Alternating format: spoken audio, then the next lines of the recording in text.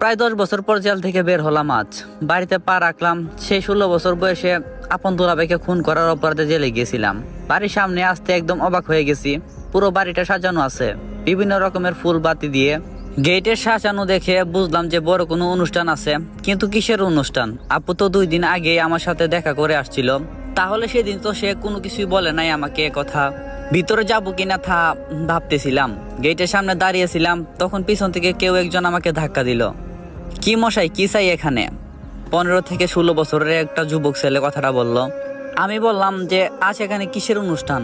ছেলেটা বলল আমার ছোট খালামণি নিহার বিয়ে। ছেলেটার মুখে এমন কথা বা নিউজটা শুনে আমি অবাক হয়ে গেলাম। ছেলেটা বলল, তা আপনি এখানে কি চান? তখন আমি বললাম, তুমি চিনবে না, তোমার খালামণিকে গিয়ে বলো যে তোমার কলিজা আজ ছাড়া পেয়েছে। ছেলেটা বলল, মানে কি? তখন আমি বললাম যে আমি যা বলছি তাই করো। ছেলেটা আম্মু আম্মু নানা ভাই বলে চিৎকার করতে করতে বাড়ির ভিতরে গেল। মিনিট খানেক পর পরিবারের সবাই এখানে হাজির হলো, শুধু ছেলেটার খালামণি ছাড়া। বাড়ির কর্তা মানে আমার আব্বা রায়হান সাহেব আমাকে দেখেই রেগে গেলেন আর বলে উঠলেন, এখানে কি চাস?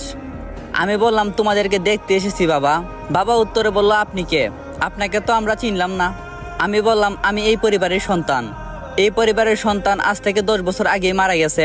আম্মুর মুখে এমন কথাটা শুনে আমার চোখ বেঁধে পানি নামতে শুরু করলো। আমি বললাম যে তোমাদের মনে কি এখনো আমার জন্য রাগটা কাজ করতেছে? তখন আমার বড় বোন নীলা বলল, রাগ তো তার উপরে জমা থাকে যে বেঁচে আছে, আর মরা মানুষের উপর কিসের এত রাগ? আব্বু বলল, আপনি এখান থেকে যেতে পারেন, বরযাত্রী আসার সময় হয়ে গেছে। ওরা এখানে আপনার মতো ঘুনিকে দেখলে বিয়েটা ভেঙে দেবে।